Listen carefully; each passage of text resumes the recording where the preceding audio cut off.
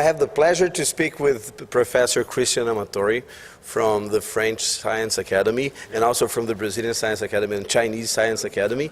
He's one of the honorees of CIPS 2018. There's a symposium named after him. And first of all, thank you very much for this opportunity of talking to you, Professor. You are welcome. This is my great pleasure. I love Brazil and I love CIPS. So when you have CIPS in Brazil, this is my great pleasure.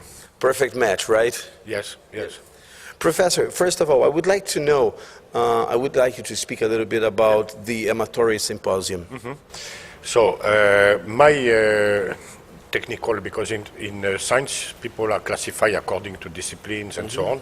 So I am a chemist and with electrochemist. So electrochemist for you, this is when you think, for example, batteries, when you think electrical car, but this is not this kind of electrochemistry that I'm doing. I'm doing electrochemistry on molecules that are very similar to what is going on in your body, in your brain, in your nerves. So with my, now I'm 66, so my development career, I have, when I understand something, I don't like it to work anymore on it. I leave it over. I prefer to courtship a new system, okay?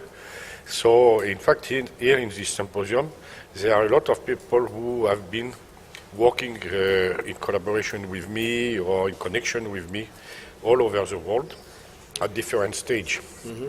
But so this is the first time that there is a single place where all these people are together, which is fantastic because it's like looking back in time where I see myself with my memories, different pleasure, okay? Very good. Now, how many speakers are participating in the symposium named after you? We have about 35. Originally there were about 40, 45, but some could not get the visa to come.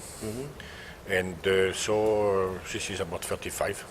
So we will be two full days, so which is good. This is one of the longest symposium here.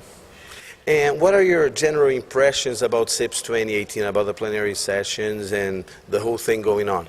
Okay, the CIPS I discovered last year in Cancun. I was invited by Florian to give a plenary lecture.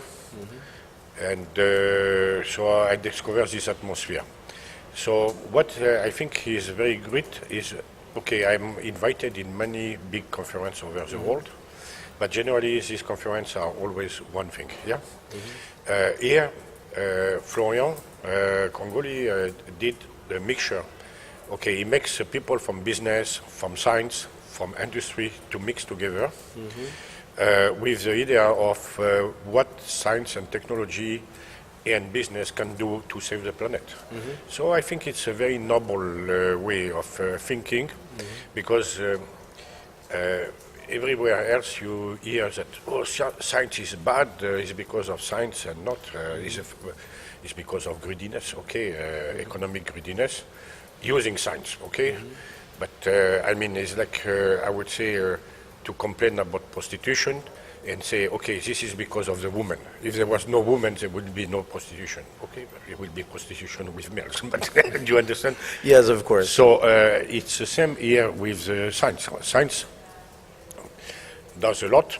Okay, because science is very good, we are 10 billion of humans on Earth, and maybe that is a problem, that we are too numerous, okay? So we cannot live like when we were 1 billion or 2 billion, and we have to consider that.